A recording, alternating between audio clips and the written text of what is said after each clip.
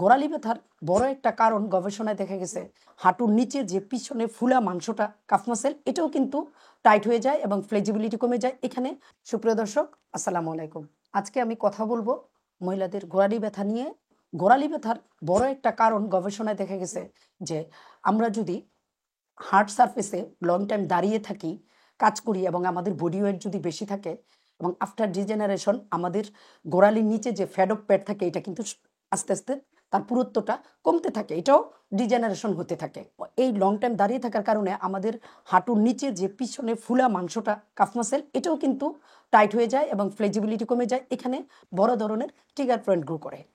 এই কারণেই কিন্তু হিলে ওভার প্রেশার পড়ে এবং টিয়ে টাইট হয়ে যায়। আমরা সবাই হাই হিল পরি, এতে করে আমাদের যে ফুট আর্চ এটা কিন্তু ঠিক থাকে না, ইমব্যালেন্স থাকে। এখানে তখন আমাদের প্লান্টার ফাসা প্লাস ফ্যাট অফ প্যাট যেটা সেখানে কার্ভ আর্চ সহ ফাসাতেও একটা ওভার প্রেশার পড়ে এবং বায়োমেকানিক্যাল চেঞ্জ হয়, যেটা এক্সারসাইজের মাধ্যমেই কিউর করা সম্ভব।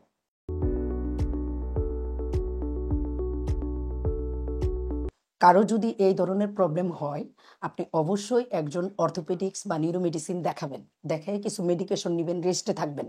বাট আপনাকে 2 সপ্তাহ বা 3 সপ্তাহ পরে অবশ্যই যখন আপনি আপনার কাজে ফিরে যাবেন, আপনাকে ফিটনেস বাড়াতে হবে এবং রিহেব হইতে হবে। যদি আপনি ওই কাজটা করতে চান তাহলে অবশ্যই আপনাকে একজন ফিজিওথেরাপি বিশেষজ্ঞকে দেখিয়ে তার প্ল্যান অনুসারে কিছু স্ট্রেচিং, স্ট্রেন্থেনিং, ব্যালেন্সিং, তারপরে স্পাইনাল মোবিলাইজেশন যেটা আমরা বলি, ম্যানিপুলেশন, এই ধরনের কিছু ট্রিটমেন্ট নিলে আপনি ভালো থাকবেন। তারা কিন্তু এই ধরনের এক্সারসাইজগুলো করতে পারেন, আশা করি সুস্থ থাকবেন এবং উপকার পাবেন।